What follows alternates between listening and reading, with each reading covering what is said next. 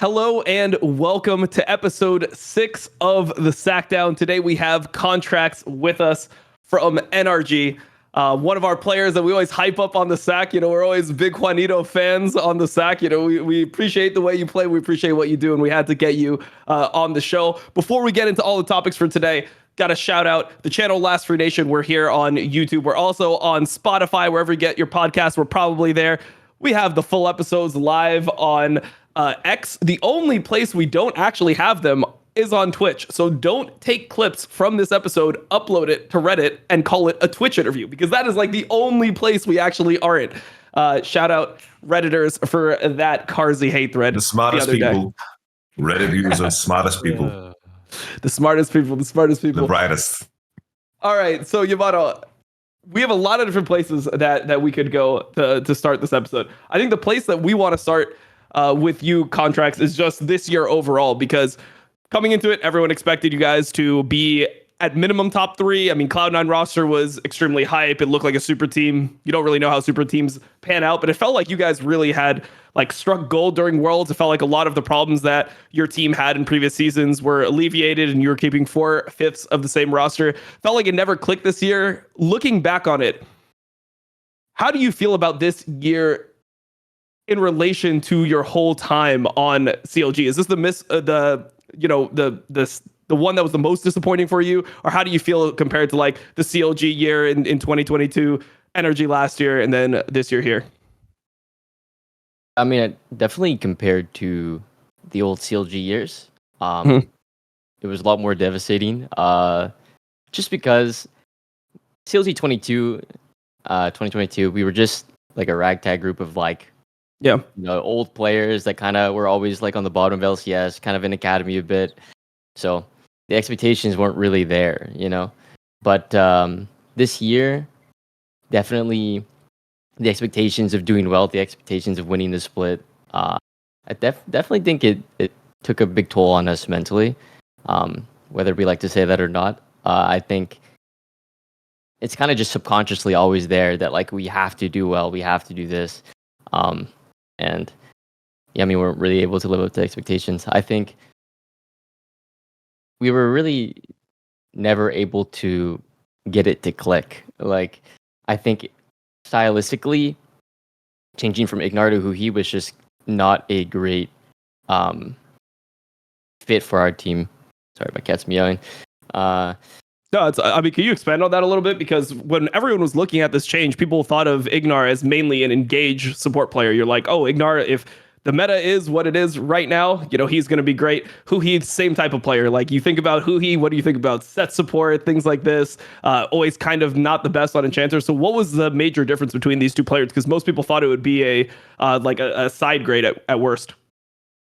I think they're very different players. I think Ignar he's like the silent glue. He's the one that plays for tempo really well. He like cheats a lot of vision on his own. He doesn't really require a lot of help to, you know, set up plays or set up the map. He's very on top of it by himself. And he's I think he's very similar to me in a sense of like, he's very creative. He sees very creative flank angles or like no hesitation engages. Whereas I think that just played a big role in our team dynamic. Kind of like I didn't need to communicate as much as I probably need to now to get people on the same page. It's kind of just like, if I'm invading this or I'm fighting this, I know Ignar is going to be like always looking at me or like ready to go. So it's kind of just a lot of confidence with like playing with Ignar, I think. I also had like history with him as well, so it was like very easy to kind of just go like flow into things. So I think that played into a big part of why we were successful. Obviously, I do think Ignar has like some champion pool issues a little bit, but I think like the trade-offs are definitely more beneficial. Whereas Huhi, I think, is a very strong, consistent player in terms of like game plan. I think he's very structured. So like when things kind of become chaotic or a little bit messy and divert from the game plan, I think he gets a little bit thrown off. But I think if like everything's very structured, I think Hui is a very strong player. He plays to the conditions of the game plan very well. And I mean, you saw like with his Bard games in our last series, like he was completely 1v9 in those Bard games. Yep, he was smurfing. Like the way he played tempo and vision and everything was just very clear cut. I think that's when Hui thrives the best. And when his team has like a very clear plan and like conveys that to him, I think that's when he works best. But I think us as players weren't really used to that difference in playstyle right away, and I think like we were never really able to. I mean, it's hard to put like a bullet on like why exactly. Maybe like we weren't just communicating enough with each other, or what. But it was just we could never really get on the same page. It's like sometimes we would have a really good week of practice, and it would show on our stage games, and we'd have like really good flow, and we would like actually look pretty clean. But then like, I think we were very easily mentally defeated after one mistake, and we were not really able to like come back in times. Yeah. I'm kind of curious because was there a struggle in the fact that like usually when you have success you always try to replicate what you did.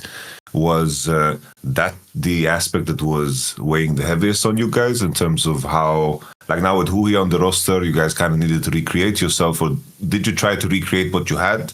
And was this kind of in the way in terms of your progression?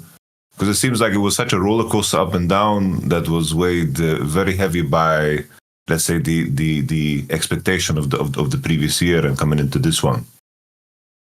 Yeah, I definitely would say that we were playing, at least from top side, we were definitely playing and communicating the same way that we would communicate the year prior. So having to kind of find out what works and what doesn't work from that was definitely quite a bit of a change in terms of like how I communicate things. But I think, at least for me personally, I think the expectations that I had of myself and my teammates was not healthy, I guess, for like a team environment.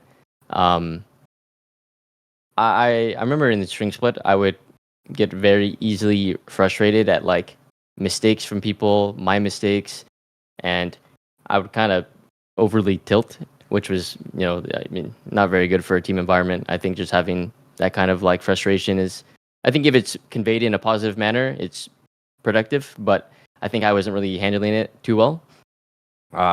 So I think, yeah, the team environment is just, we're just losing scrims perma, we're just getting owned, like, it's just kind of like, everything just like builds up and bottles up over time. So, I think we were not able to, at least in spring, recover from a lot of our mental kind of defeats, I guess. Like we're just not really able to get over the mental aspect of these high expectations for spring.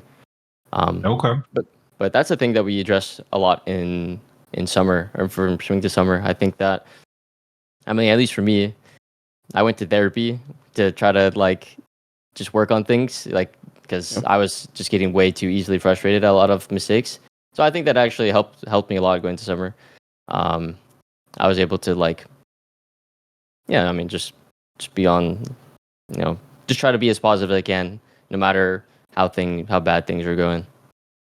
Okay, that's very, very interesting. I was curious in terms of like from the outside. Always the conversation was you guys had an army of coaches in the previous year. Some of them were let go coming into this year. Like for me, the main thing that stood out was just individual performances being way worse than what I expected from what you guys did the previous year. How did this tie into the day-to-day of the practice, and how big of an impact did that feel in terms of how you guys had your day-to-day practice, and then tied into what you've talked about now, the motivation tool? I mean, for me individually, I honestly feel like I'm playing pretty mechanically well. I feel like, honestly, this season's like the highest I've ever.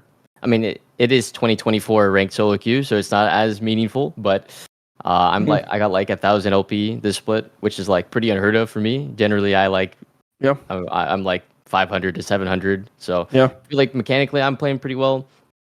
Does it make you feel any worse about it if I told you I got like 700 last split? Does that make you feel worse about Hey the man, 1,000 LP, or- what champs were you playing? What champs were you playing? What do you think I was playing? I'll let you guess what Maybe- champion I'm playing.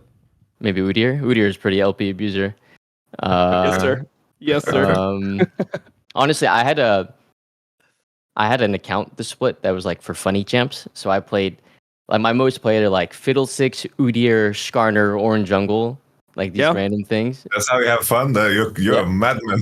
Yeah. I spent about 2 hours just playing Fiddlesticks in practice pool, just like practicing the Krug red thing. Yeah, the Krug red thing is so hard to do. So for people that don't know, the Krug red clear is on Fiddlesticks. What you can do is, even though the camps obviously de-aggro, like the patience is pretty hard to manage, you can do your red and you can, so you start your Raptors and then you can do your red and you can like E over the wall, W on the Krugs, smite it, and then move to like an exact pixel in between red and Krugs, and then you can actually get your W off at a time where you can multi-camp the Krugs and red. But it's literally just like you have to stand on one pixel in order to do it. So that's the context for you. As the I failed it so many times. It was crazy. Yeah, me too. I gave it up. I literally gave it up. I was like, you know what? I'm not going to play Fiddlesticks in solo queue. I'll just play something else. Like, I just didn't want to risk messing it up in a solo queue game.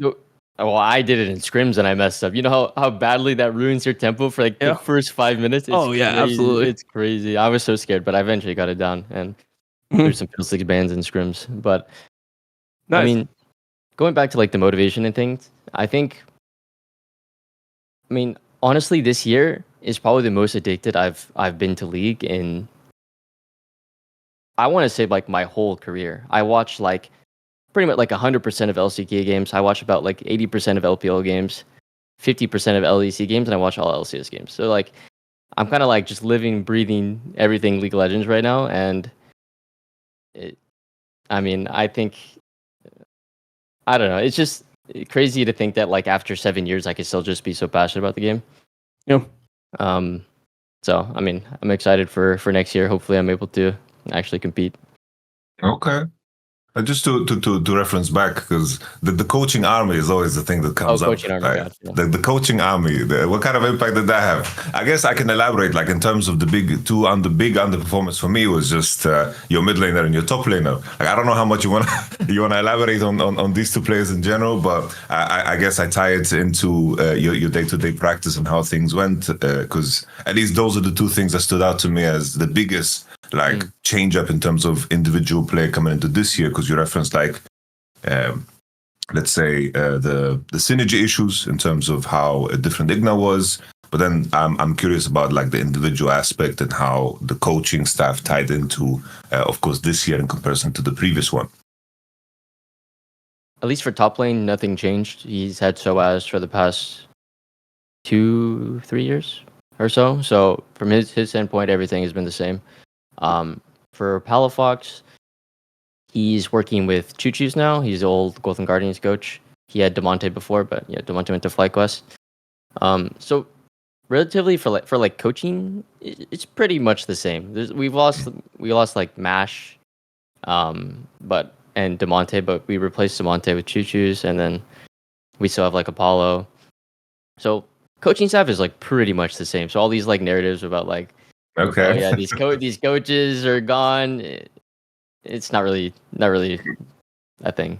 Okay, I just wanted to clarify because I don't even know how it made sense that you guys had like 15 coaches. Like, how does that even work in the day to day? Like, I would go insane as a head coach if I have to like fucking move people around and there's like conflicting opinions.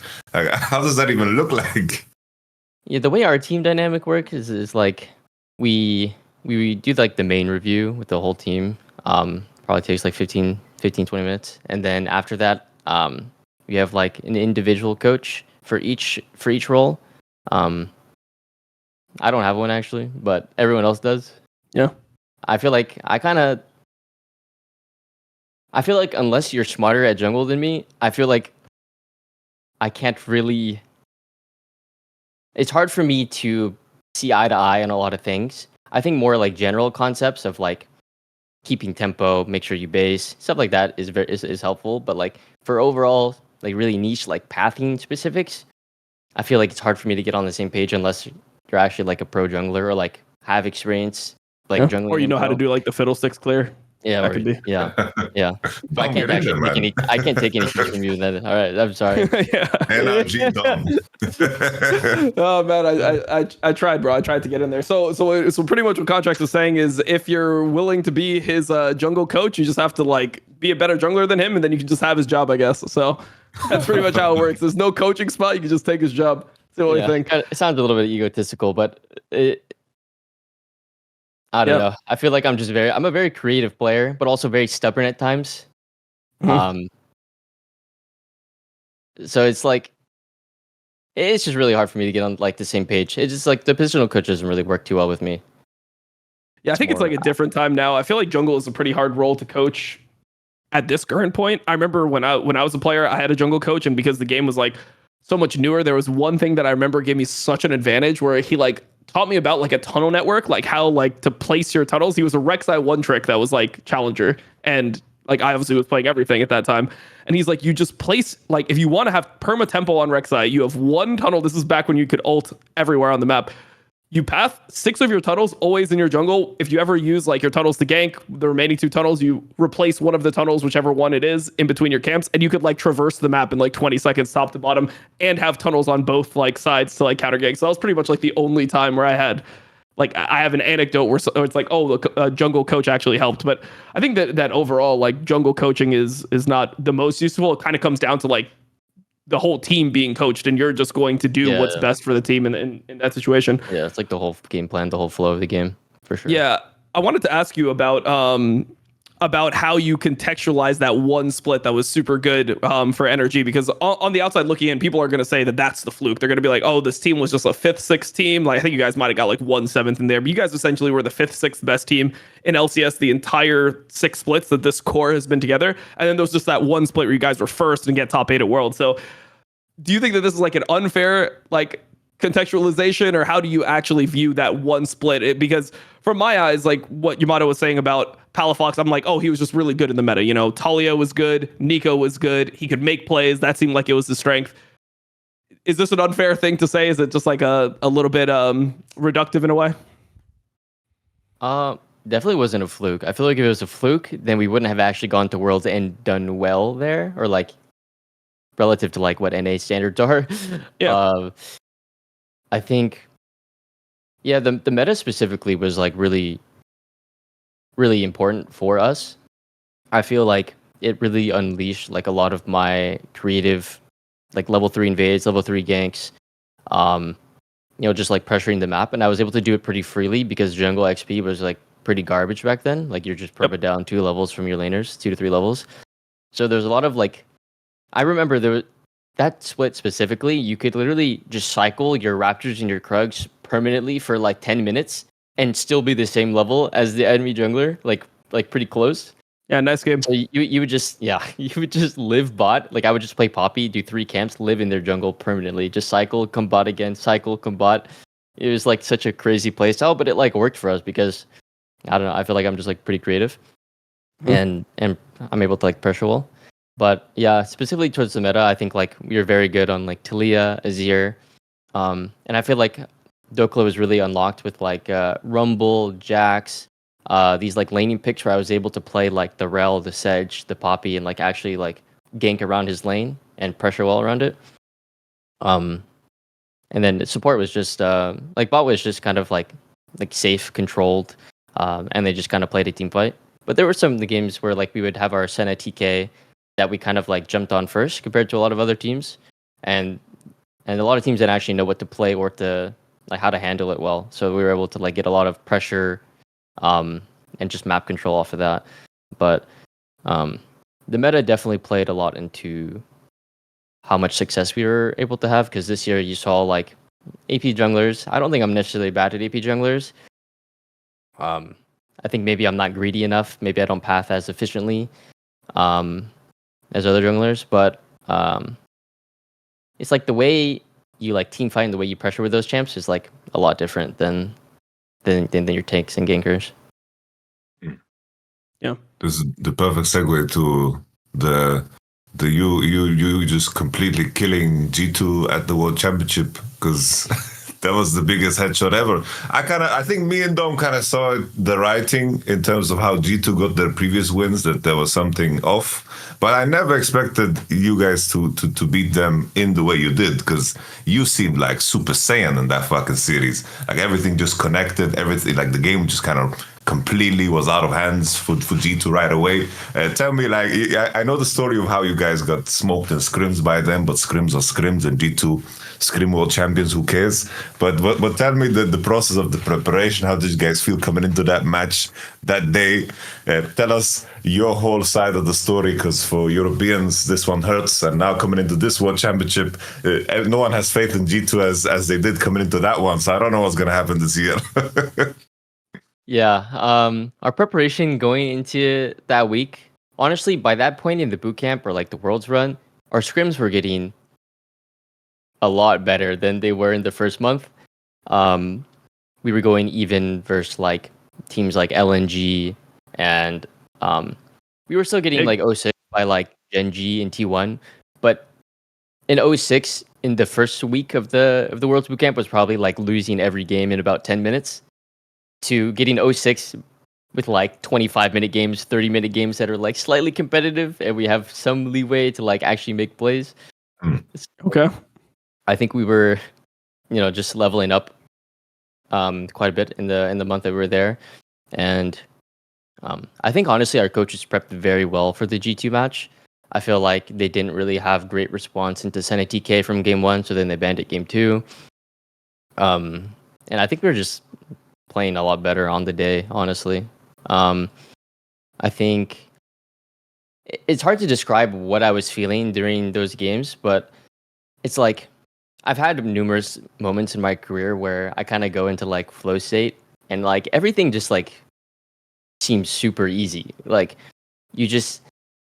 every plan just clicks. It's just very simple. It's like I'm gonna do three camps. I'm gonna pat down, I'm gonna dive this lane, I'm gonna go pressure here. It just flows super easily, and I think when I'm in that flow state, it's just very hard to beat me. I'm not gonna lie.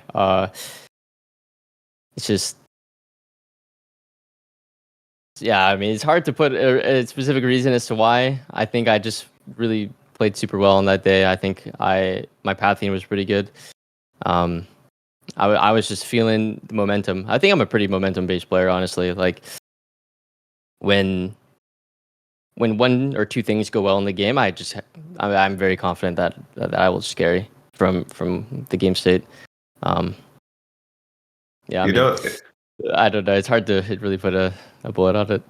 It's like I mentioned to Dom, and we mentioned it before the show started. But for some reasons, I don't know you too well, but I've listened to your interviews. I saw like the drive video. Like your story is very like inspirational, very heartfelt, right?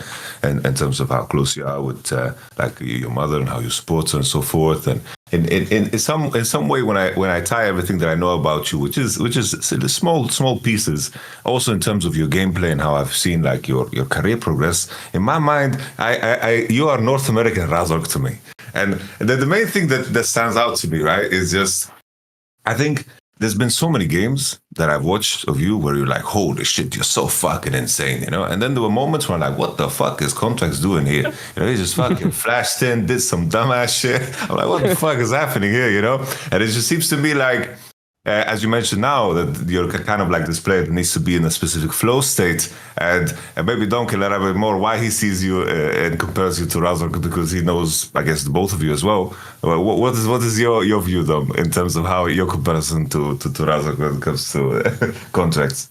I mean, I just feel like they're both on like the more emotional side of junglers, where it's like they want to be aggressive, but then like when things are not going well, it's like they have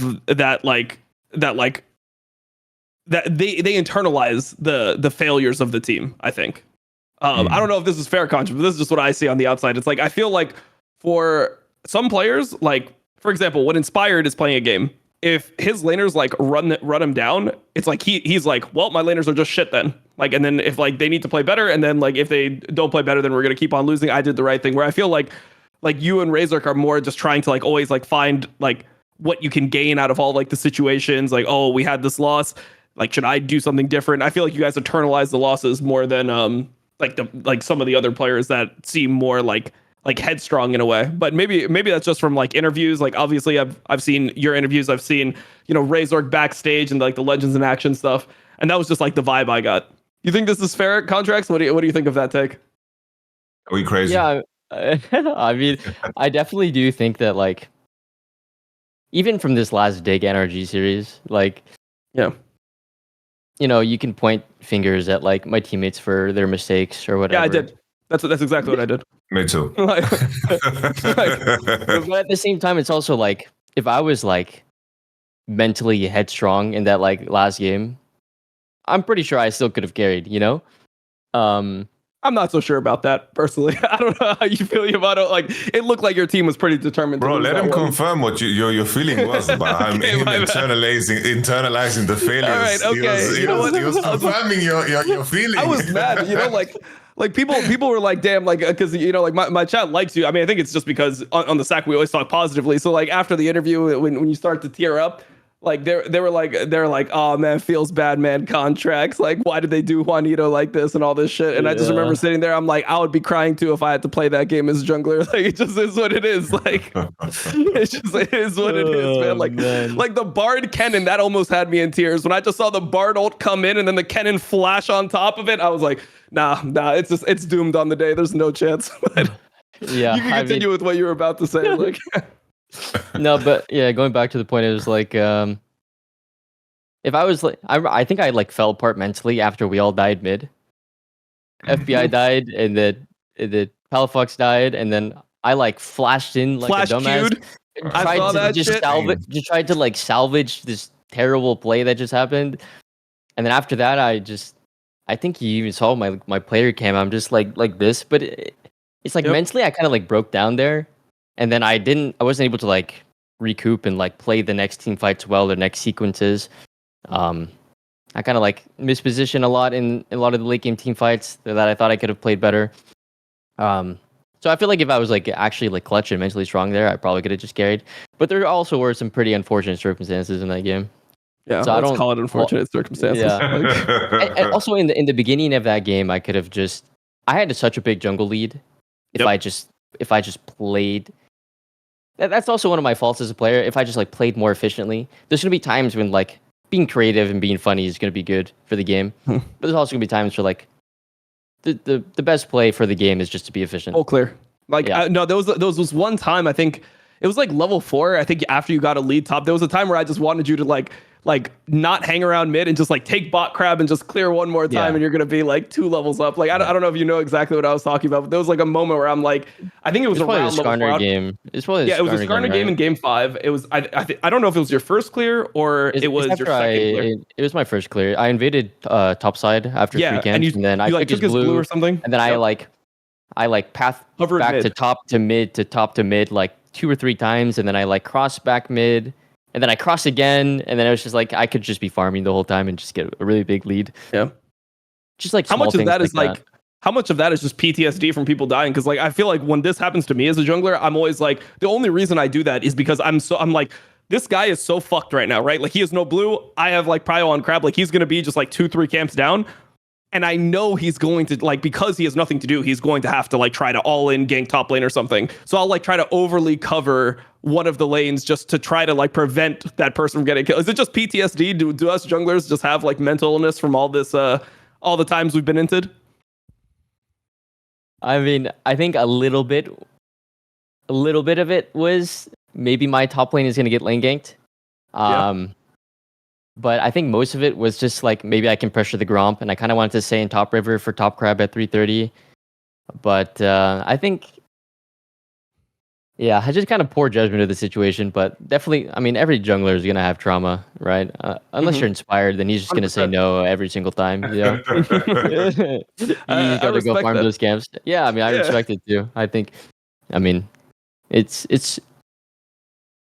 good that he stays strong with his playstyle, you know. It's his way of playing. So I don't agree with it all the time, but there's gonna be some games where, you know, I mean, he carries games. So I wanted to ask you both, because we talked about how shit jungle was last year. I feel like this year jungle has been kind of great. But you two junglers, well, what do you guys think about the state of jungle?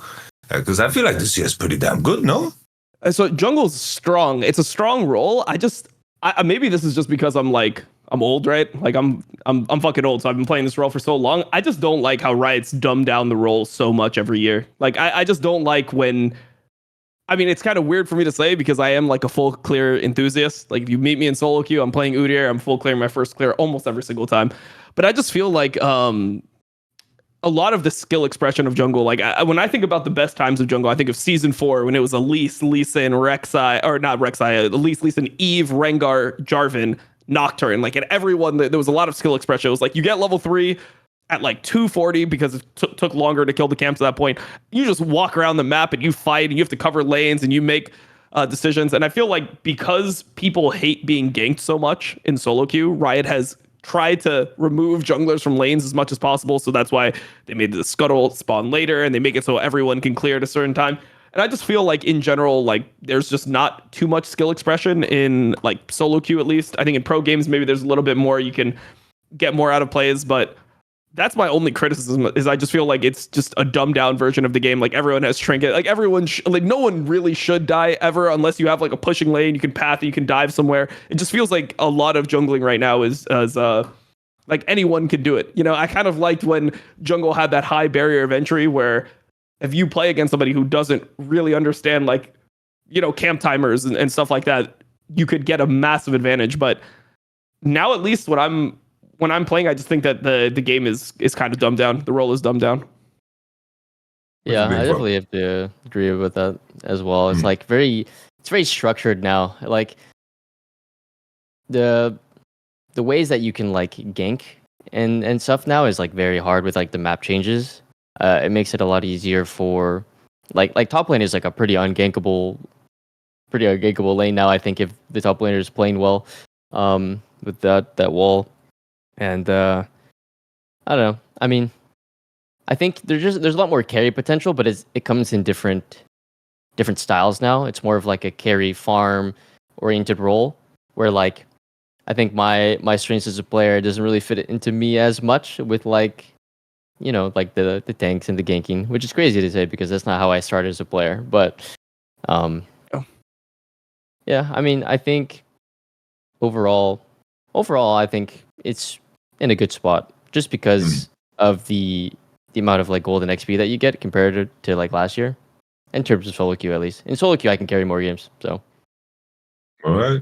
I can see from Riot's point of view, right? It's like the main issue they wanted to solve is that it's like in every game there needed to be 2 junglers and people just didn't want to jungle. Like jungle it's just an extremely brutal role to play. Like at the high end, if you are a jungler, it felt very good to play jungle, but most of the time, like you get auto-filled homies. Like they tried to do this for such a long time by like throwing in random champs in the jungle, just buffing like Darius damage, Garen damage, Morgana damage, whatever the fuck damage, Zyra damage, just to make off-rollers be able to play this damn role. And I feel like to some degree that seems to be like, you know, there seems to be like a version of success there because I guess it's so difficult to find a world where all roles are like equally happy and equally played because that's like the biggest challenge of like balancing, right? And like that's why supports are so broken too because in the past nobody played that fucking role. You had a Ruby Crystal and a Sightstone your whole game. If you were really good and you had money, you got an Oracles and maybe an Oracles Elixir.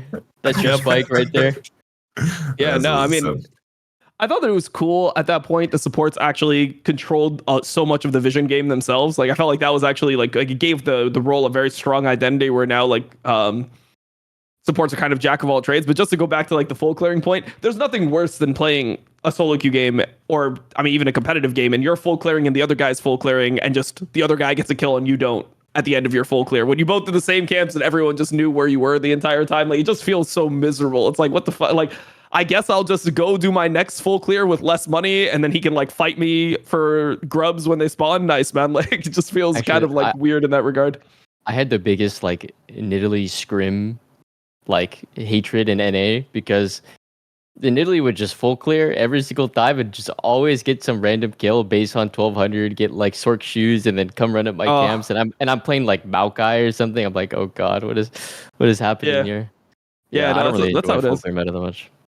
Yeah, I wanted to ask you, Contractz. I wanted to ask you about scrims in general because, you know, I've been on teams that have been losing every scrim, but we were like kind of good in the season, so it felt like to me like, oh, you know, it's okay. Like we'll get it together when it matters. And then the point is essentially that when you lose for the first time, that's like when it becomes really, it's like, oh shit, well, we are losing every scrim, and then it really becomes this like catastrophe.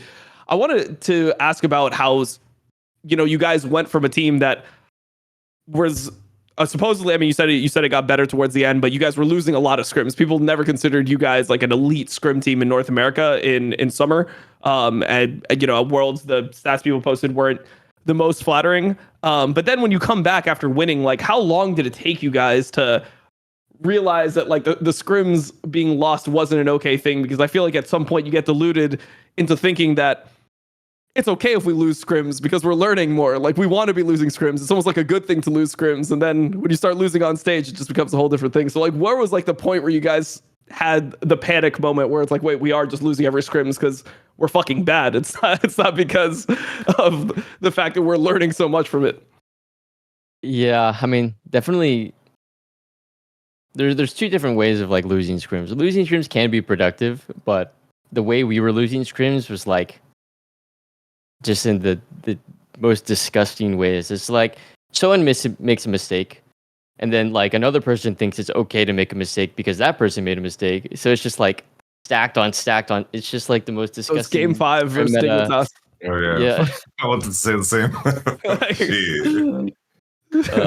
Yeah. So it's just not productive at all.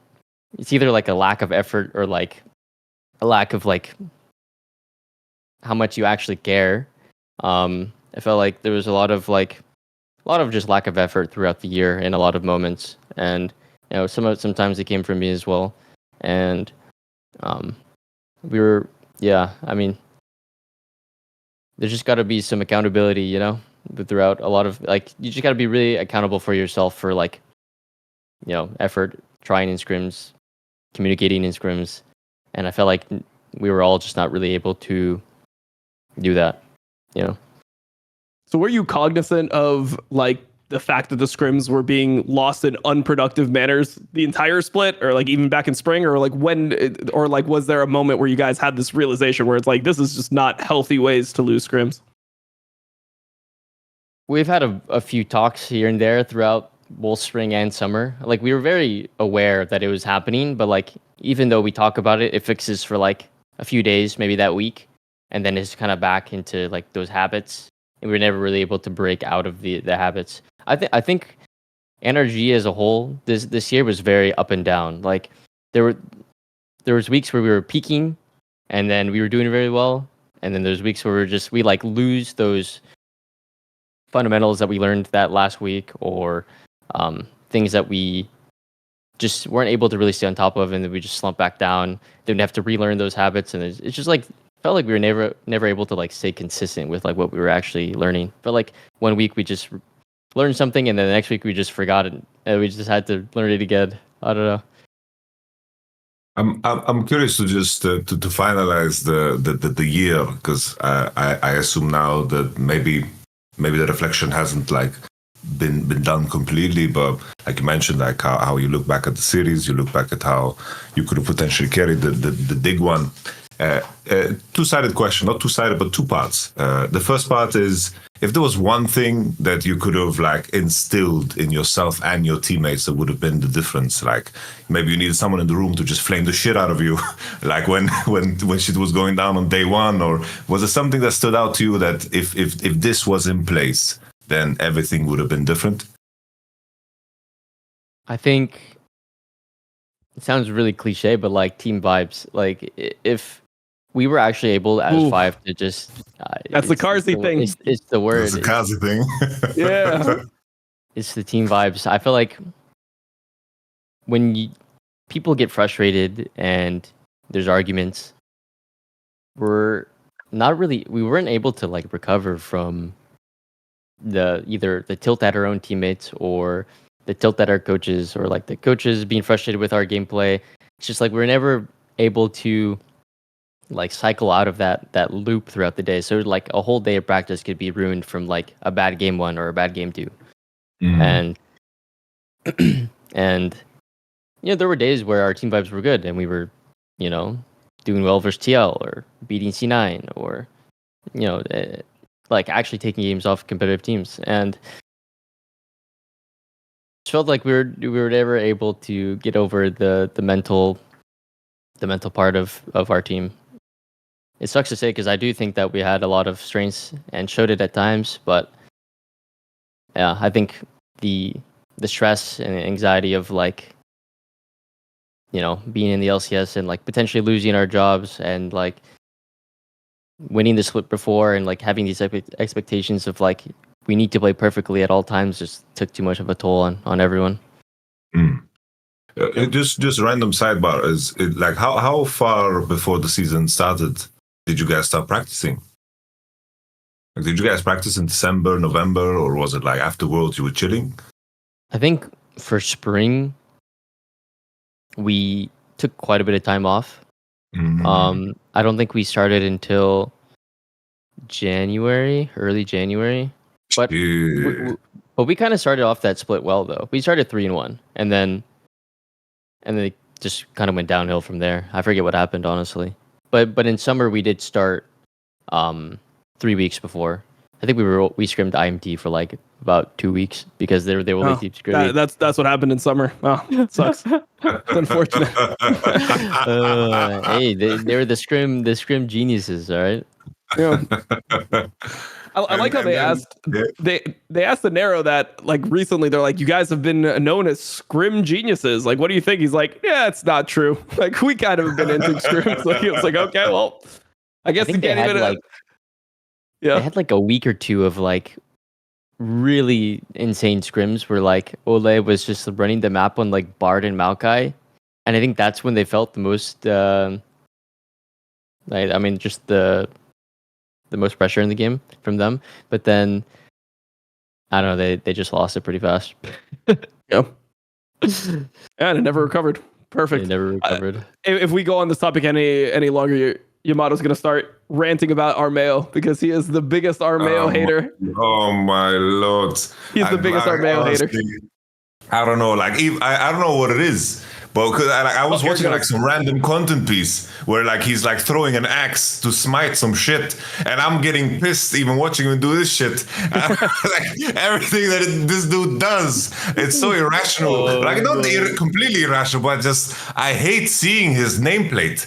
It's been the same for so long. His nameplate. I'm like, Dom, why does he get a job? It's like he's high in solo queue. Well, the fuck solo queue then? He's just like a walking like billboard of just saying that NA solo queue is shit or something. I don't know what it is. He's just, but I think that really is what that is the thing. So like, if you were to play against Armeo and Contractz in solo queue, you would think like Armeo is like a fucking beast. Or like Armeo might be the best jungler in North America. That's how you feel. And be like, oh, okay, like Contractz is like is whatever. And then you see them on stage, and Contractz is like having these like insane Smurf games, and Armeo just looks like bad mechanically randomly. Like in solo queue, he plays everything too. That's why I can't understand it, because I think of him in solo queue as like, oh shit, he's playing Lee Sin, he's gonna be good as fuck. He's playing, weird champions, he can play that. It feels like he can play everything, every style. You'd think this guy is fucking inspired, and then just, I don't know, it just falls apart on stage every time, and that's how it's been for literally like 10 years for the guy.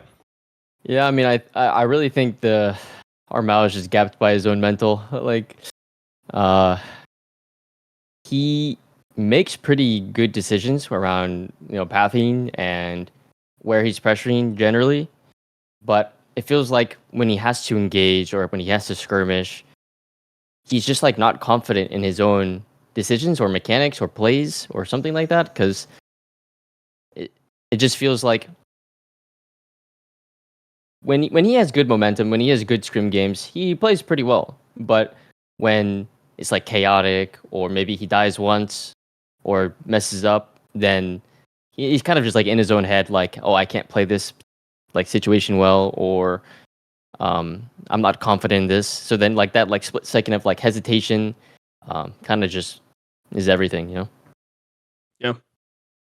No, That's do you how have it the looks like, same? bro. Do That's how you it have the looks like. same? Do you have the same experience where you feel like this when you play this guy in solo queue, you just think he's a fucking beast, or when you play in scrims, it feels like a different player? Is it like do you have that same respect that I have, or is it just like, are you just like kind of, I don't know, you're just too jaded from playing against him on stage? This guy is always at the top of the ladder. He must be doing something right. I think he just plays a lot, but I mean, Okay. he's a pretty big grinder. But I mean, when I play versus him in solo queue, it's not anything crazy, to be honest. How about when you play against Dom? Is he crazy? I don't think I don't even like know the last time I played versus Dob. he doesn't even. I don't think he even knew that it was like Mike. I played with you a lot. Do you remember your account? It was like Tuco or something. It was like. Oh, You remember Tupo? this account? Tupo? Something like this. Tupo, yeah, maybe something like that. I played with you all the time, but you had no idea it was me. Was it this year? No, I think it was last year. It was even the year before that. But I remember like seeing you in like a bunch of games. You were playing like random roles though. I think you were playing like top lane or like mid. Like you were just like, maybe it was just you were filled when you were in my games. But I'm an avid off-roll enjoyer, especially in the off-season. I I think it was just off-season. I just play like mid-top to like challenger. Yeah. Generally. No, I like Yamato. If you wanted to ask if every pro has the same opinion when they play against me, they just say Udyr is broken. That's literally what everyone says. Like no one actually respects my skill or anything. They're just like, I don't know. That shit looks broken. No, this It is what it is, bro. Hard, man. This Udyr champ is hard. I played like about 10 or 15 games of Udyr this split. Like the way you play out like certain like skirmishes and situations, it always like changes. Like you never, the rotation of skills is never the same. So it's like I don't know. It's a little bit confusing to like to play, but I think if I put like 50 games on it, I could probably get pretty proficient at it. But yeah.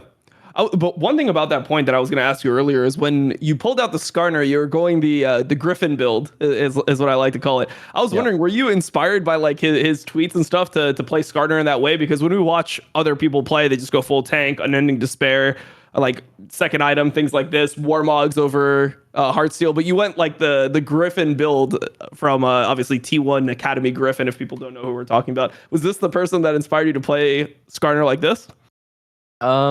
So I actually had some Skarner games early on in this split in scrims. When he first got reworked, I played quite a bit of it, but it was like the different build.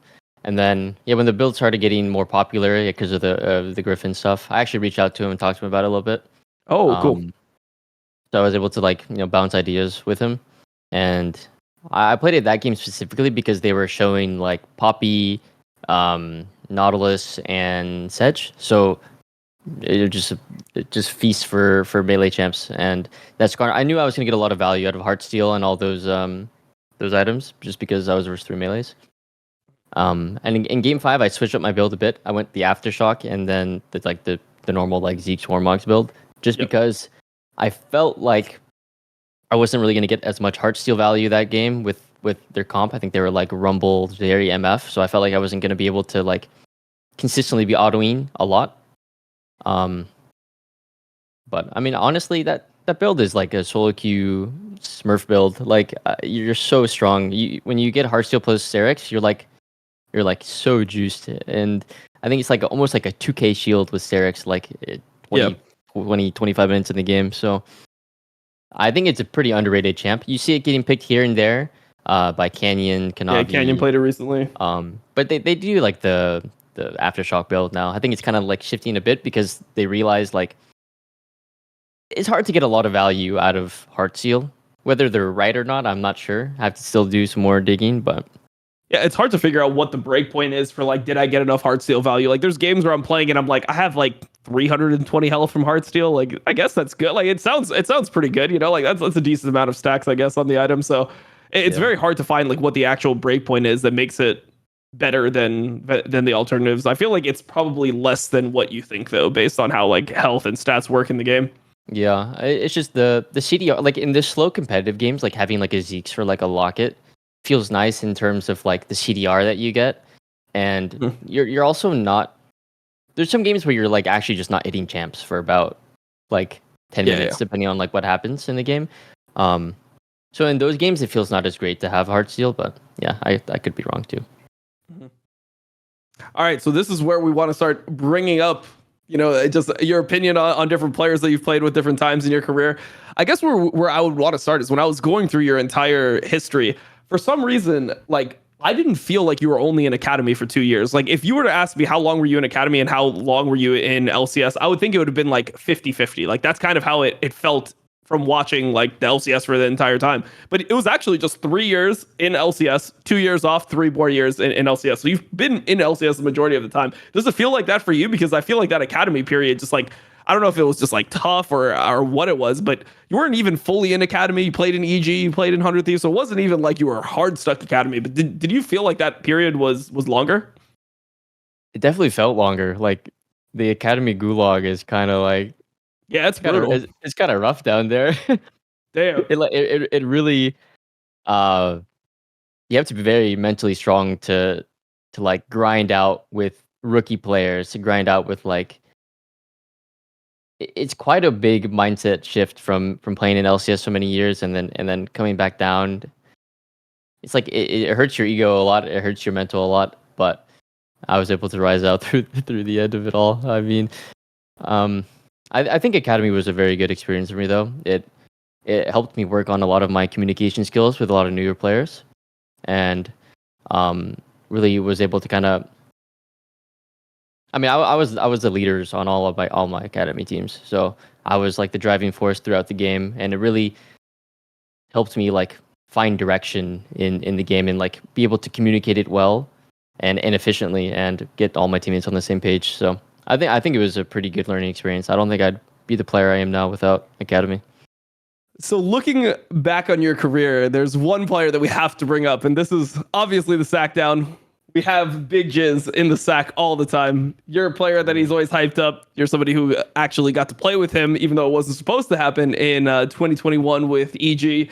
This was a year where Jiizuke was, first team All-Pro, and he never got a real opportunity in a Tier 1 league after this. So I've heard stories about how like you came to be on that team, like your relationship with Big Jiz, and I wanted to ask you if there was anything you would like to share about how it was to play with Jiizuke back in 2021.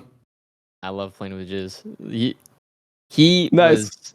He was so similar to me in how he wanted to play. Like, play in your face. We're gonna invade every camp.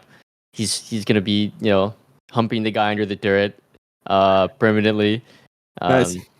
It was also like the Diana Lucian meta. So, I mean, he's just getting perma prio. I'm full clearing. Also, kind of level. I mean, he just has a very creative eye for the game. He's always trying to push his leads. Whenever he sees pressure point timers, he's gonna go for it. He's gonna level 3 dive you. He's gonna play in your face. I just really respect his playstyle a lot. And honestly, he's probably the biggest reason as to why I actually got a chance on EG LCS team. Yep. So no, I'm very grateful for the opportunity, and I'm grateful for him as well. I mean, it was a lot of fun. Honestly, I have a really funny story. So obviously, Jiz has a really strong accent, right? Yep. And I remember when I first joined the team and started scrimming with them, there was like a moment, I forget exactly what was happening in the game, but he was trying to describe something to me, and I couldn't catch it the first time, so I had to ask him to repeat it. I couldn't catch it the second time, so I had to ask him to repeat it again. And then the third time, I'm just like, oh yeah, for sure. Like, like I agree. Like 100%. Didn't understand a word. I have no idea what he said to this day. Bro, I feel that, bro. I feel that. What the fuck, bro? When I started working with Jiizuke, we have one French guy, one Portuguese, one Polish, one Italian, bro. I didn't understand anybody. It was just a mess. It was fucking a mess. People talk about importing Koreans and how it's difficult to get them to speak with the team and to communicate, bro. It's just as difficult with everything else in Europe. I'm telling you. Yeah, it's crazy. There was that story that was told by I believe, was it Tomio that brought it up on one of the pros episodes? It was Spica. Oh, it was Spica. Oh, so like how much validity? So for people that don't know, what Spica brought up on pros was a time where Jiizuke really wanted to play with Contractz and didn't want to play with Svenskeren. So his way of trying to like I guess, get Contractz into the team is that when Svenskeren would sub in for the team, Jiizuke would just pick like random champions. But then when Contractz would sub in, he would just full try hard, like lock in Ryze, lock in Lucian, and just completely 1v9 the game. So was there truth to this Contractz? Did you feel like man, this guy is literally like he's just making sure that I get to play? There's definitely some truth to it, for sure. I'm sure you guys know yourselves, but I mean, yeah, I don't think Svenskeren and Jiizuke really worked well together. There was just like never that like sense of like trust or like respect for each other's game from both sides. So, like I said, I play very similar to Jiizuke. So I think no matter what, he just kind of wanted to play with me. But our coaches on EG didn't want to just kind of throw Svenskeren down into like academy, you know. And they wanted to also respect him because, you know, he played well on C9 and TSM Yushrire. But Jiizuke is my boy, you know, he's picking that ace hole mid with Svenskeren, you know, trying to screw me a job. That's crazy, actually. It was so weird to try to understand that dynamic from outside, because it's like if both of you are like in agreement, Jiizuke is in agreement, and like Svenskeren, to me at the time, he looked so North America-fied as a jungle. Yes. You know, he was so North America. It's he like spoke the way so much English.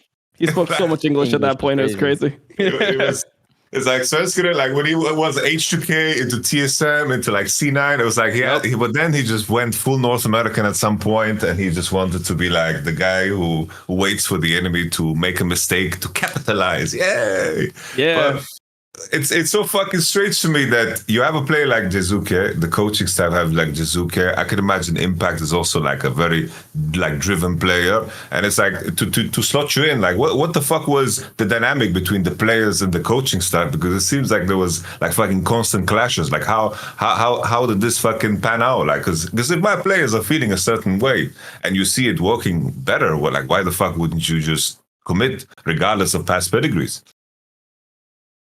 Yeah, I mean, I can't really get my head around it either, honestly. Like, I think what happened, like, no one likes 6-man rosters in any team environment. Like, generally, unless your players are very respectful and mature from both sides, like, it's going to be a recipe for disaster. Like, you're not getting as much playing time as, like, the starting jungler, and the other jungler is not getting as much time. So it's just, like, you're both kind of just not playing as much, not getting as much like team synergy and whatnot. So I think it just like hurts your team in the long run. And yeah, I mean, I think there was really just like a sense of like, you know, we signed him to a big contract, we just have to play him kind of vibe, you know, like that's why I think that's the main reason as to why they didn't want to fully commit into me, just because of how much they were paying the guy. It's the Keith Piglet scenario. Great. You know? Shame.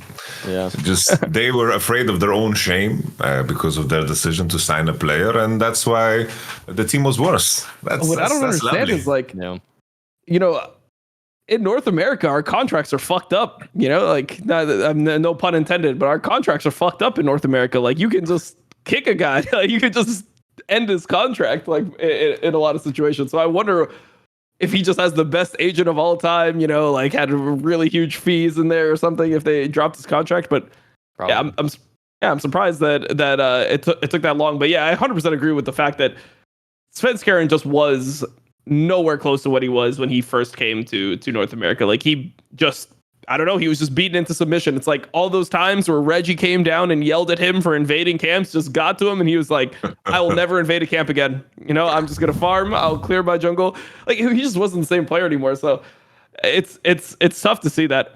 What I wanted to ask you, Contractz, about Jiizuke is, how do you like logic out in your head the fact that Jiizuke never got an opportunity after that? Because I mean, he's somebody who still plays the game, he still's getting super high rated in solo queue, played with you guys, got first team All-Pro, played one split of ERL, got MVP of the Spanish ERL, and then never got a really good opportunity after that, that at least he felt like taking.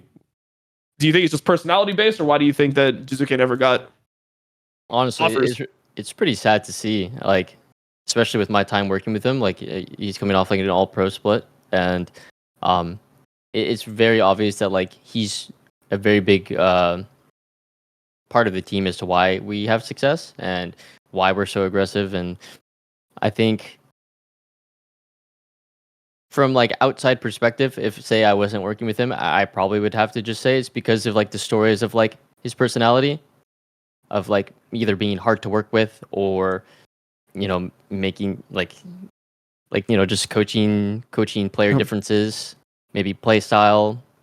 Maybe they want someone not as like, I don't even think he's one dimensional, but like maybe they want someone as like slotted into like only playing aggressive. But I mean, I have nothing but respect for Jiizuke, and I'm pretty sad that he doesn't have like a job in LEC or LCS, because I really do think that like he's a very strong player for sure. I mean, I can't imagine him not being top 10 best mid laners in EU or NA. I mean, obviously it's 8 now for LCS, but it's kind of sad to me. I mean, a lot of times when I hear hard to work with, it's something that I just really don't like that term, like that people slide out, because it's like a lot of times what being hard to work with is just not giving into random bullshit. Like if the coach has an opinion that is like fucking inting the team, or he just says something that's completely retarded about the game, it's like you have to just be like, oh, well, since you're my coach, I'm just going to like do what you say no matter what, or just like conforming to things that don't make sense. I always feel like the teams that have the resistance are the teams that end up succeeding. And that was something that I remember hearing, I think from a Palafox interview with your team last year at NRG, was that you guys argued a lot, but that was one of the strengths of the team, is you guys argued yourselves into alignment. It's like you would actually get to the bottom of what the situation was, and it would allow you to push forward. Yamato, I saw you wanted to chime in there. So. I just wanted to say exactly the same thing as you, but maybe in a harsher way. Like I just wanted to say, it's like I think like Jiizuke is a player that doesn't work with coaches that are not that great. Like they're not good.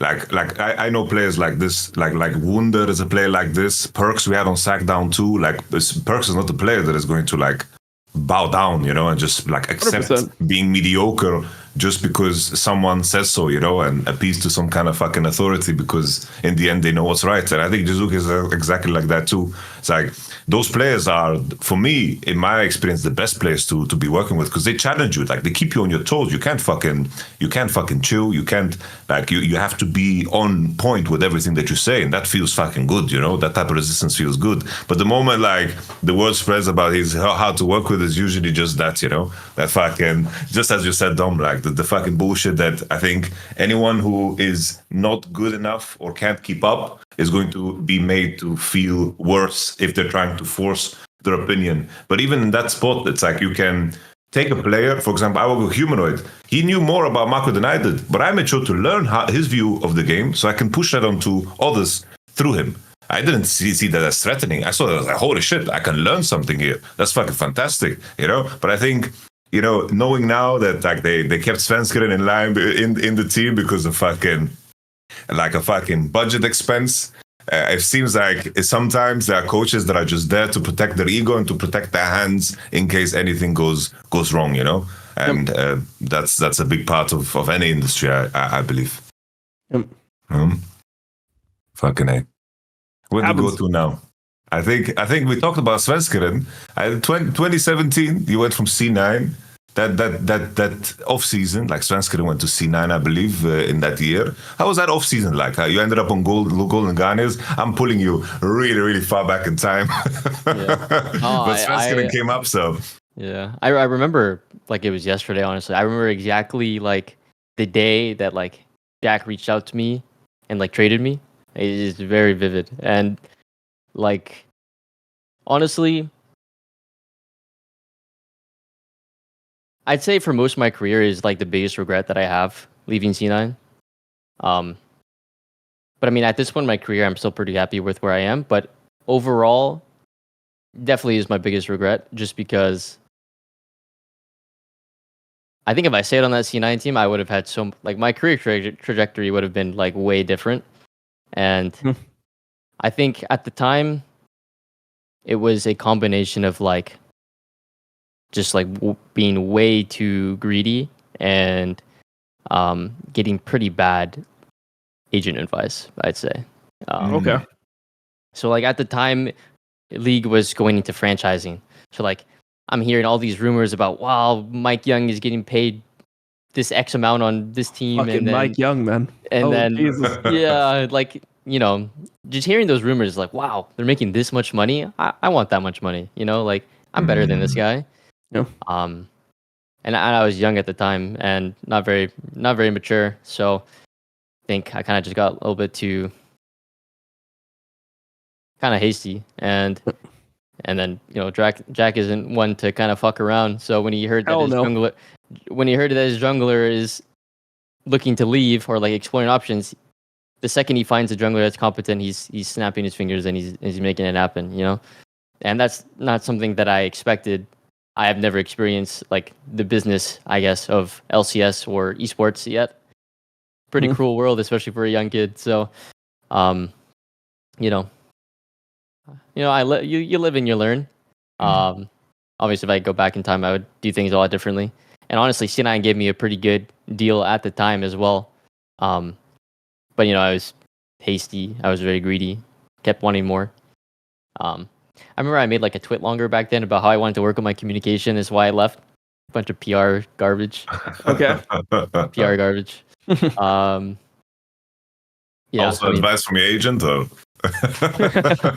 Something like that. Yeah. But I mean, it led into like a pretty garbage 2 years on GGS. I mean, you just had to learn a lot about myself. And pick myself back up. But yeah. So what I was gonna ask you is like, I had a very similar experience to you in terms of the fact that like when I first played competitive, the team I joined was like a very good team. Like at the time, it's super old, but this is season 2 Dignitas. It was Scara, Voyboy. These guys were like insane at the time. And I remember that because I was playing with such insane players and like, when the game is just easier, right? Like you could just do way more. I way overestimated my own abilities as a player because I was playing like in such a great system to play in. Do you think that this was part of the reason why you were willing to make like a jump? You thought you were just so fucking good because you're almost winning NA. You probably think you're the best jungler in North America. You deserve to like get the bag no matter where you go. The team's going to be good because you're on it. Did you have the same type of like mindset? 100%. I think I was like one of the best junglers in that Worlds tournament from just in general. I mean, we went 2-3 versus WE in quarterfinals. It's like almost made semis. So I was just like riding this crazy Worlds high, and like I felt very confident, and like I mean I thought that I was just really fucking good, and I thought that like I deserved the bag, and I mean I learned the harsh truth of like how much I was lacking. I remember I joined GGS and all my coaches were like, wow, you actually don't know much about macro. I'm like, yeah, I mean, I had like Impact, Smoothie, Jensen, Sneaky, just completely controlling the map. I'm kind of just doing my own thing, It's so easy to jungle like that, isn't it? Just like, I was like, holy fuck, I just need to like not be terrible at the game mechanically and I win. Yeah, it's like, wow, I'm just moving around the map. Everything just set up for me perfectly. Yep. I could play Graves in a Sejuani meta. I'm like, all right, let's go. Yeah, you're playing like Kha'Zix and shit. I remember your Kha'Zix was clean. I mean, that was the jungle dream back then.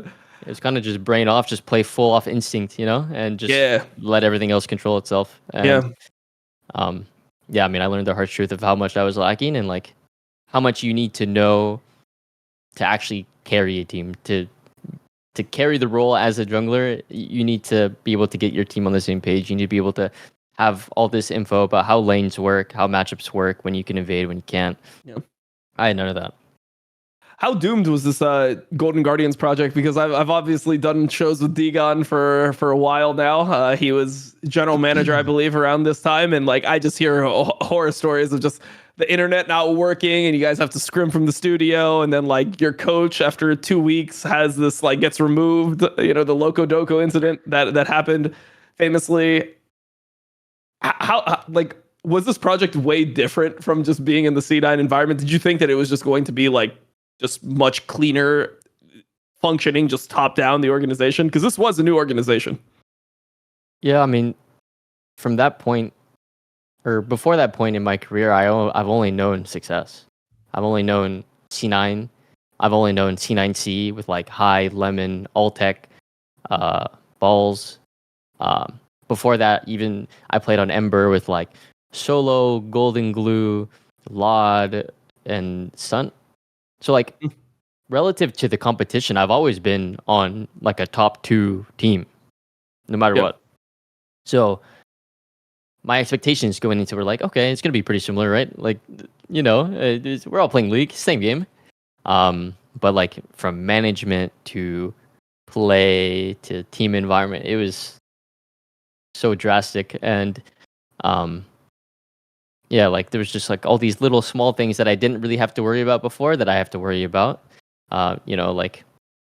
Internet, fucking getting to places on time, to booking, like making sure we have scrims.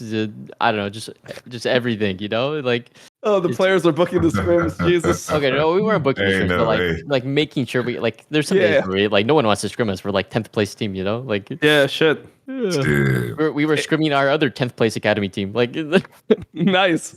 The Bob Quinn scrims. I like it. The Bob Quinn special scrims. Okay.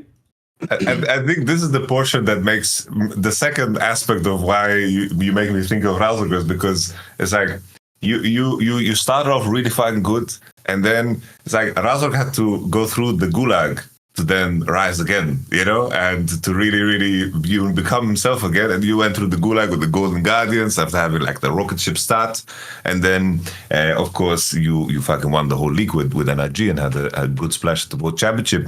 I'm curious, in during your time in Golden Guardians, you already mentioned it's like that it was like a big wake up call in terms of like what you didn't know and what you were given, of course, at C9. What was some of the wisdom that was parted in your direction? Because like I know that on that Golden Guardians also, I believe you played with Frogan at some point, played with High. Like what were some of the lessons that you saw in those 2 years? What were the biggest takeaways for you from the experience that you could extract maybe from the others, or what is the main takeaways from those 2 years for you? Honestly, the first year of GGS, I think I took absolutely nothing from it. I think it was a completely wasted year. Like, damn. Yeah,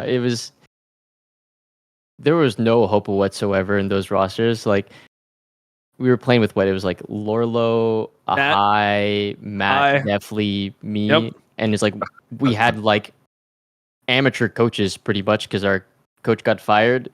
And it's like, there's just no hope. Like, it's just so doomed. Like, nobody had any sort of passion to improve, and even if we did, we couldn't. We were just that bad, Like, damn. It was.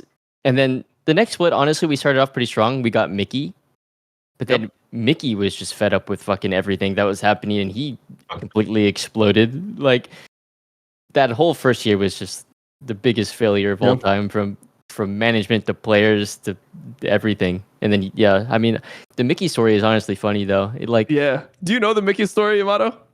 Well, what I just know that he flew home like mid scrims or some shit. What the fuck happened to him? So what happened was we were screaming TSM one day, and maybe this is like the third or fourth game or something. Actually, no, maybe game 2. He got ganked once, it's fine. He walks back to lane, and then he gets solo killed. And then he pauses. Ooh. And then he just locks himself in his room for the whole day. Just nothing to be said. Just had to cancel scrims. It was just a disaster. And then I think he flew home like the next week. So like pretty much he got solo killed and just rage quit back to Korea. And then we had to play with Bobkin for the last 2 weeks or something. My boy Bob. And that was a disaster. Bobkin, is this the LB dude? The LeBlanc guy. Yeah. Jeez. Bro, I need to ask because I don't know the local story either. What the fuck happened there? Is that something that is? Oh yeah, I mean, I could say it. Like, it was. I think it came out. So I think Thorin ended up revealing it, but pretty much like he made a joke where he said that like so you know how you have like the microphone and then you have the thing that goes on top of the microphone, like the fuzzy thing. I don't know what that thing is called. So he said that looked like like he was doing like an interview or something, and he said that the microphone sleeve or whatever looked like a condom for the microphone, and he said this like in front of like a woman, and they said that it was like sexual harassment, and he got fired because of it. But it was like from like I think it was, I don't know if it was Golden Guardian side or Riot side, but they had a big issue. Someone reported it from Yeah. like someone that was like heard about it reported it, and then Yeah, and it was just over for him.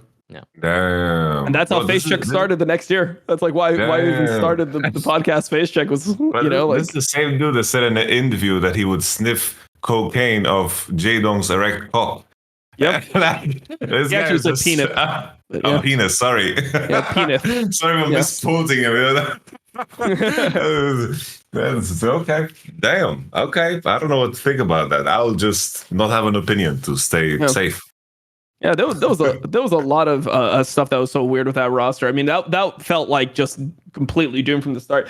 I thought it was crazy, like the disrespect to High within the organization. Like their owner said something like there was a quote where he said, "Oh, we have like 4 great players." Like he said, "Oh, we have 4 great players." And then like what? and then he's like we last split we had 4 great players, and then we added Mickey, and now we have 5 great players. And it's like, oh, so you think High is just dog shit, or like what are you saying? Like High is the obviously most accomplished out of everyone on that roster, but he just like Hunter just took shots at High randomly. Yeah, that shit was pretty uncalled for. I mean, I don't think High had the best split. I think he was definitely nearing the end of his time, but to like disrespect a legend of the seed is not a good look.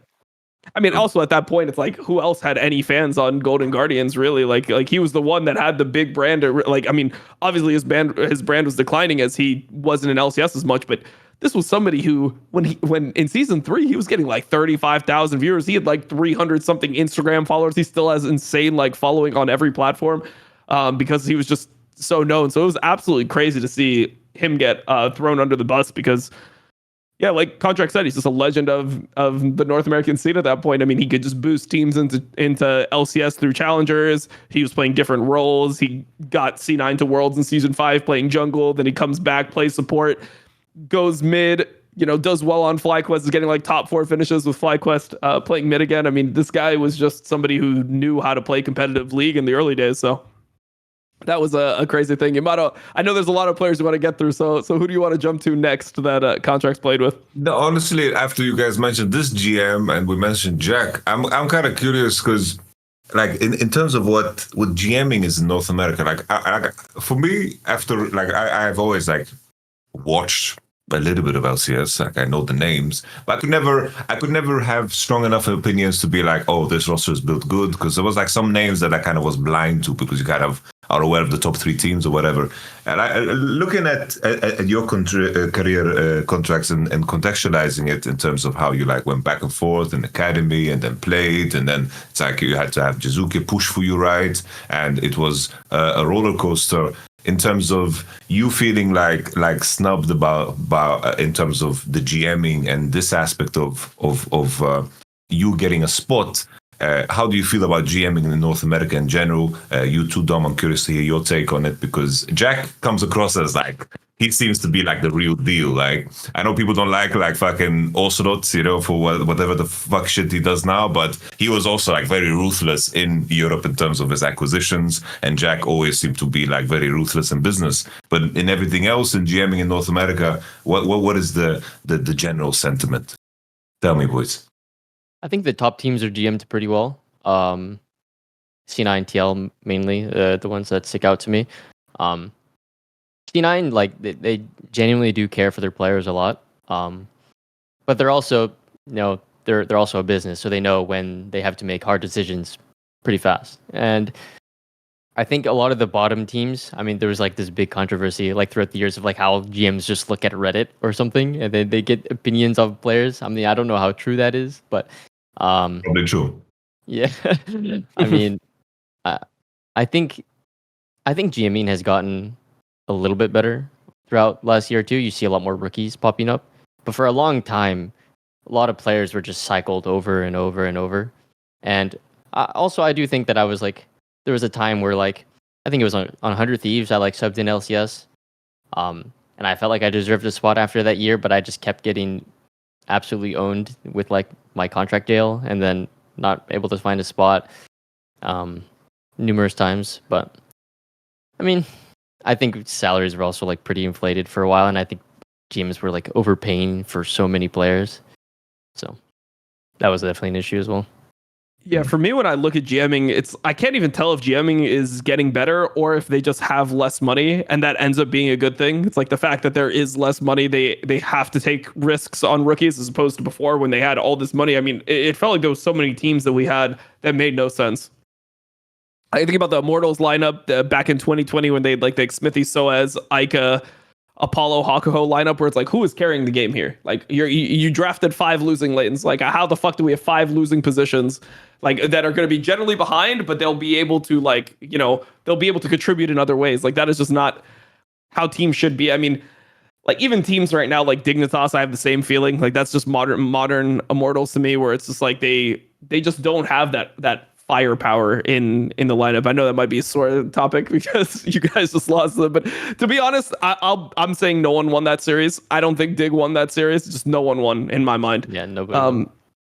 Based on based off what I've seen, but I think the biggest issue that I've had like over the years, I mean, we've had some crazy things that went down, like Gamsu coming back from Overwatch to play on Dignitas. What the fuck was that? This guy like didn't even play, like he played 1 split of amateur and then he's randomly showing up in LCS. He's down like 50 CS every lane. Then Hoon comes in to replace him. Like, there was just some real clusterfucks we've had in the LCS. So I think the top teams are GM'd pretty well. But there's just so many rosters that stick out where I feel like it's not I don't know if people just don't try, but it's like GMs will just throw bullshit at you, like the Golden Guardians 2021, where it's like, oh, we're going full development, and then they fire all the players after a split. It's like they have 24-year-old like Argentinian support newbie or something. This guy is just like, I think he's in the conversation for one of the worst players to ever play in LCS. Niall's on the team as well, iconic on this team. Like, I'm looking at this team. And it's like Contractz is sitting out this year, by the way. Like, Contractz is sitting out, and this is like a team that we have in the LCS. There's just so many. I didn't want to be on that team anyways. We're good. Yeah. Okay. All right. That's understandable, 100%. Especially going back to Golden Guardians wouldn't have been the best look for you. But all I'm saying is I think that right now is kind of what happened to Europe originally, and this is something I actually talked to Veteran about this a while ago, and he made this point and it stuck. It's like the reason why I feel like Europe was successful before is that they didn't have infinite money to just import random players.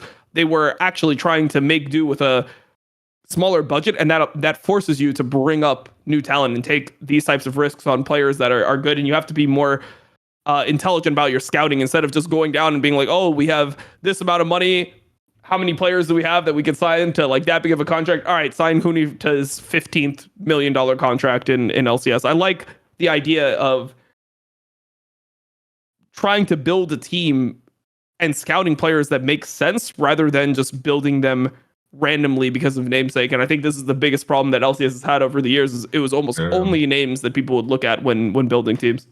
It's also like that's like the number one driving force behind why like cost went up back then. It was like either they just won a championship, or they're like some hyped up rookie that everybody wanted, or they are like an import. And it was so surface level in terms of like the acquisitions that whoever like wanted to go.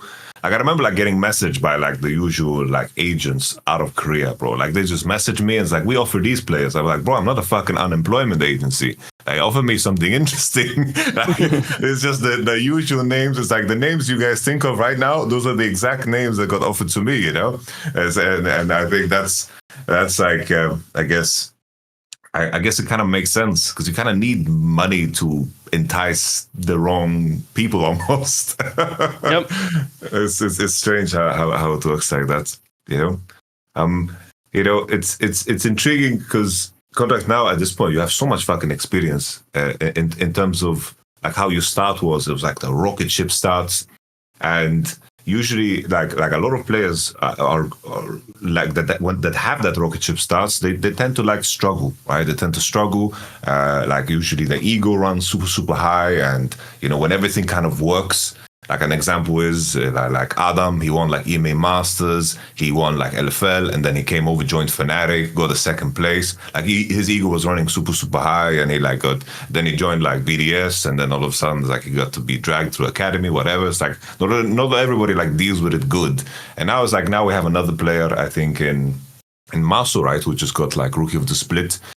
In terms of your advice now for someone that is so experienced, for someone that has that rocket ship start? Would be your parting advice to someone that is doing super well, and in that moment, ego can, of course, carry you away? I'm not saying Muscle is going to be that way, but it's kind of interesting how rocket ship start can be the death of you, or like be like a pedestal that you jump off of and fly up into the sky.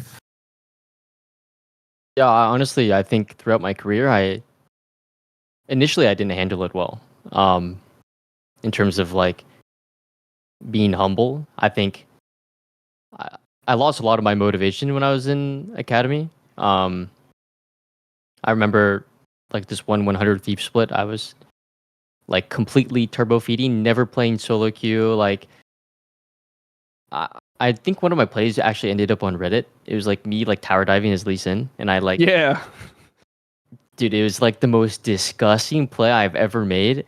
And I think it was in feeding 100%. Yeah, I have this like love-hate relationship with Reddit back then, when I was like, I read the comments a lot, and I got like this dopamine from like seeing people always praise me. And then I think that moment when I opened that thread and I just saw everyone just completely shitting on me, I'm like, I think that was only like the turning point to when I was like, wow, the fuck's wrong with me? Why am I not playing solo queue? Why am I not motivated? Why am I like not as passionate as I once was? And I think my message just to a lot of like the players that are, you know, doing well would definitely just stay humble, really just find your groove in things and don't get complacent, because once you take this spot where you are for granted, it's very easy to lose a lot of what brought you here in the first place. It's very easy to lose a lot of that drive, a lot of that passion for the game, and very easy to just cycle into just a very lackluster performance throughout, you know, a lot of splits, many years. And it's tough to bring yourself back out of that spot too. It's a lot of work mentally to recover from, you know, bad splits. And honestly, I wasn't too sure if I was ever going to do it. I even contemplated like retiring after that split, or like just not playing at all. But I ended up bringing myself out of the gulag. I think overall, if you're passionate about something, just never let it go. It's refreshing to see now, because you mentioned before, right, that this is the year where you like grinded and watched the most LPL and LCK. Is this what you like keep on your sleeve all the time as a reminder, or is it just it's fun for you? Or 100%. I think, I mean, I get the most what's it called? Most enjoyment out of playing League that I ever have before right now, and I'm just the most passionate I've ever been, and nothing in life quite hits the same spot as League does for me right now. And I'm planning to just keep riding this as long as I can. Whether that's 1 more year, 2 more years, I mean, yet to see. But yeah, I mean, I think overall my League journey has been crazy long. I think I've been playing this game for about 12, 13 years, which is crazy, but it's just something that I don't really see myself ever falling out of love, unless the game like just completely explodes, or if I just become washed or something. But yeah. You love the game, Dom? I think that this is probably the best season in a while for me. Like, it's one of the best seasons I've played. Like, I really didn't I forget what it was. Season 13, I didn't really enjoy that much playing. Like, I just felt kind of stale to me. I think it was season 11 as well, where they just didn't even do anything to the game in between the seasons. And it's like, I don't need a huge change in the game. Or maybe it was season 11 to 12. It was like, because there was the item update, and then after that, there was just nothing. There was just one year where it was nothing. I would say that this year, having like grubs in the game and stuff, just having new things to play for, I think made it more fun. I don't think I love the game the way I used to. Like, I just play because I don't actually want to be like so ridiculously washed. Like I'm okay with being a little washed, you know, like I don't have to be like good, but I don't want to be an embarrassment when I play with other pro players. Like I don't want people to see me play and be like disgusted, be like, that is just so fucking sad how pathetically bad you are. You know, I don't want to get to that level yet. So that's my main motivator, is just play enough so that I don't completely like make myself look like a clown when I'm playing the game, you know? Fuck, that's me right now, bro. Like the dark twisted realization. I have coped for the last couple of years, but this year, after I played like these fucking streamer tournaments, like not the one I played AD with Kere, but the one where I played top lane, and I'm like just missing solo kills and just like my keyboard, like my fingers are just not working. I'm like, oh, these years of copium have just fucking destroyed me. Because it's like the last time I was Hilo was like fucking season 6. That was fucking dynamic queue, you know, playing with Spirit and Mickey and Kobe and now we're here, you know.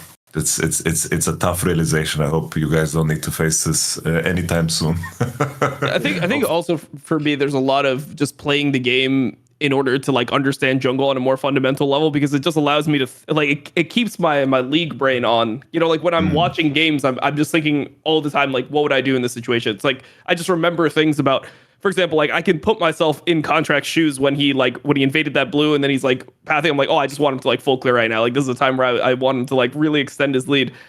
And I think that if I don't play, I'll just lose that, and I'll just be a worse streamer. I'll just become like an actual React Andy, where I just only react to like the play. I'm like, oh, that's fucking sick. Oh shit, he inted. Like I don't want to actually be that guy. You know, I want there to be some substance behind what I say.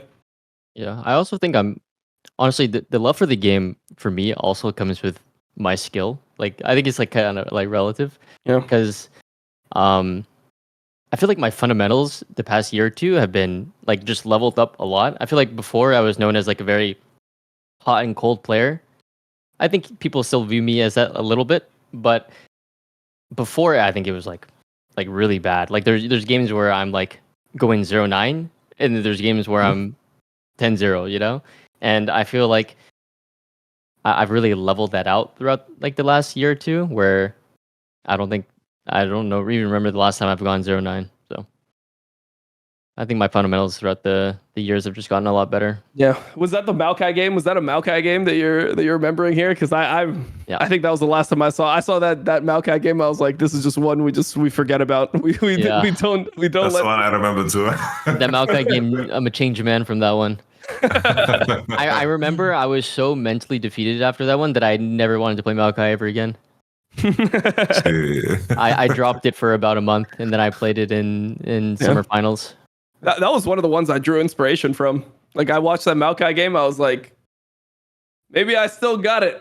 Maybe I gotta make a fucking comeback. And he was cooking me that one. Yeah, Jesus. I like that in our conversation, because it was such a contrast going from Kazi to now you to Contractz. But it's like there was some very, very clear similarities. You know, you mentioned like how team vibes are so important, you know, so the intangible aspect of like being able to want to be together naturally and to engage. And additionally, like you also mentioned yourself, it's like when you saw that the play of yourself, and you're like, "Fuck, I'm so fucking disgusting. I need to never feel like this again." Kazi was basically telling us the same thing. It was like, in the beginning, he got so hyped and had big ego because he won, and then like he had to fall short, and then he like started looking at himself, "Fuck me, I don't want to be like this." And then he uses this like as a big fucking motivator. So it's funny how, you know, how different things are, but the same patterns like tend to kind of reemerge. Yeah, That's cool. you just look at yourself and you're like, am I really just that? Am I really that bad? Is this like the level of play that I'm proud of? And you're just like, no way. Yeah.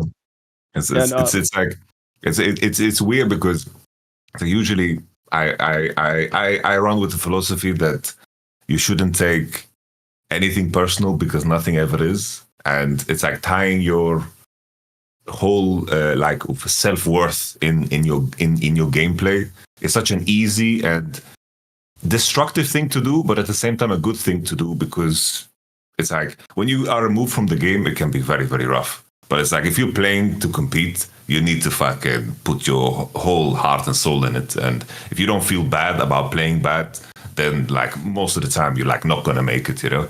It's just, it needs to be a part of you. Like it needs to be in your soul. Like oof, you need to feel like shit when you play bad, you know? For sure. Yamato is pro shaming. Perfect. Just live through the shame. That's the best way.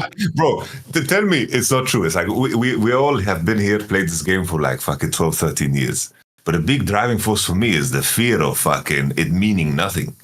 Like we've seen so many of our homies that were there maybe in season 1, 2, 3, 4 that just have nothing. Yeah. Nothing. They have jack shit, you know? That scares the shit out of me, but in a good way, you know? In a good way. Yeah. You know, it keeps you going. It's good. Yeah, I feel the same way. Like, do you have to have that fear? I mean, I guess as a content creator, it's kind of like fear of like actually falling off to complete irrelevancy and stuff like that. But I mean, as a player, I still have that. You know, I feel like the shame actually does bring me back into like grinding. It's like I don't want to ever feel like I'm really investing myself into the game and I just can't like hit challenger. Like it's just too like bottom level because I can't look at myself and be like, wow, wait, you were somebody who used to play pro, used to be able to get rank 1, and now you can't even fucking hit challenger. Like, how disgustingly washed are you? Like, I'll become like the D2 piggy that I was making fun of in like season 6. Like, I just can't let myself become that guy. So either I need to just not try, or I need to like fully try it. There's no in between. And if I fully try, it better fucking work out. That's how I feel. But yeah, I think it's just different for. You'll wrestle with this in 10 years Contractz. You're chilling. I mean, there was moments throughout my career where I was just coasting, you know, not really putting much effort. Like those GGS years or that first academy split. Like there was definitely times where I was just coasting, and it was very apparent in my play. So yeah, just decided not to do that ever again. Honestly, after that point, it's hard for me to see if I'll ever actually become washed. I feel like I'll never genuinely become washed at this point. Yeah, I mean, I feel like I have to choose to become washed. Yeah, 100%. It's definitely a choice. People make it seem like it's like something that just like happens to you randomly. Like you just like catch it like it's a disease. It's like, oh, I got washed. Like it's fucking COVID or some shit. That's not how it is. It's like the people that become washed, it's always you not putting in the effort to consistently try to learn. You know, you just have different priorities, and that's what ends up happening to a lot of people. I mean, I think it's very rare where a player is actually putting in full effort and they're just incapable of learning if they have the capabilities originally to become a pro player in the first place. Impact said it pretty damn good. He was like, you know, we are washed when you stop improving. And he was just like, licorice, stop getting better. He just tore into licorice for no reason. Yeah. Did you see that interview, by the way, Contractz? I just saw the one where he was like, oh, MVP? It's for sure mine. I'm like, yeah. God damn. No, he did one afterwards with, I think, Mihir is his name. LL Mihir. And he said, he's like, let me give an example of somebody who's washed. He's like licorice. I think licorice is somebody I can say is washed. Like I thought he was good last year, and now I just feel like he's washed. And he just explained why he thought he was washed, like how he could have potentially got washed. Like, but yeah, he was just very confident that licorice was completely washed. Like, so. Bro, we lost to a washed player. Time to pack it up. Oh, you lost to like a couple, I would say. Don't worry. That was the whole list.